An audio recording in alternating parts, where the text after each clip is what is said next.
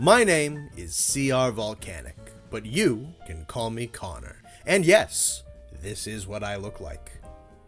What were you expecting? Sorry if the video quality isn't amazing. This was a little bit of a spur-of-the-moment decision, and I'm just shooting this on my iPhone. It's getting to be that time of year again. It's dark outside at 4 p.m. and it sucks, and I hate it. Oh, and there's also Christmas too. A couple of other holidays on there, I think. Why not? And every Christmas, I enjoy giving the gift of another group's video series idea that I stole. They ain't doing nothing with it. It's mine now. Team 4-Star used to do this December project, doing top 12 lists for Dragon Ball related topics, and they'd release a new video every day for 12 days, ending on Christmas Eve, and they'd probably put something out there for Christmas too. I love that idea. It was a little something to look forward to every year, kept that holiday spirit going, and it was fun to read the discussions between fans in the comments and all that. I nabbed the idea for Monster Hunter 2 years ago, called it Merry Huntmas, because finding a good portmanteau for Monster Hunter and Christmas was not easy to do, and we're doing it again. It's pretty fun. We did flagships 2 years ago, we did maps last year, and this year, what we'll be doing are monster classifications. So stuff like your Elder Dragons, your Flying Wyverns, your Carapaceans, your Feline, even fish is a category. Yep, just fish. It's one of them.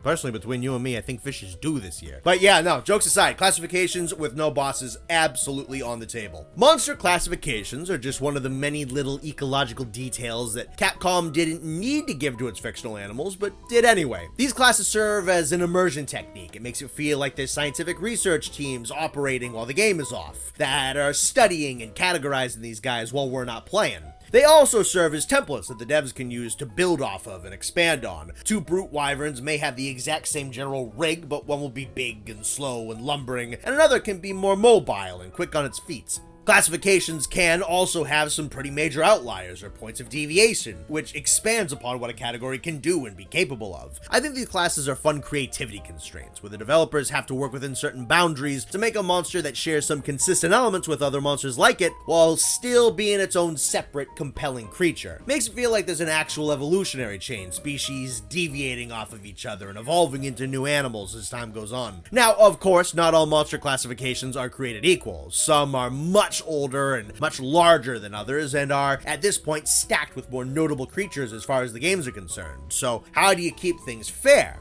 Well, for one thing, a classification batting average does matter. A class with more monsters on its roster is going to have more opportunities to mess things up. A classification with dozens of members may have several with subpar fights in them. But there's also the question of how well do the monsters fit their classification? Are they put in the right spot? Do they work alongside their fellows in that class? The best classifications will need to strike an effective balance between diverse creativity and identifiable consistency. Speaking of that creativity, that will be another major factor here. Now, that may sound like another huge advantage for a category with a lot of monsters in it, but a much less filled out classification might make incredibly effective use of its small amount of surface area within the overall bestiary, while a larger category could be sitting on its laurels and recycling a lot of its ideas. Now, all that being said, if a more full category has a ton of great monsters with a lot of varying ideas, well then it's going to shoot pretty far ahead, as it's very impressive to be so consistently high quality with way more surface area to cover. Effective use of space as well as the law of averages are going to play a pretty big factor here. So with all this criteria in mind, you may already have a gut assumption about who the obvious candidates for victory are, but hopefully, I think I can surprise you a little bit. And of course, this will be my own personal weighing built around my takes, so feel free to disagree, but one way or the other, I hope you join me on this holiday season. Enjoy yourselves. Videos will start releasing on December 13th. It's the 12th, not the 13th, you ignoramus. We gotta leave time in for the honorable mentions video. If you're gonna rip off Team 4-Star's format, you might as well do it right. Run through the 24th with a special teaser being dropped on Christmas Day. We'll see you then, and until that point, this has been CR-Volcanic,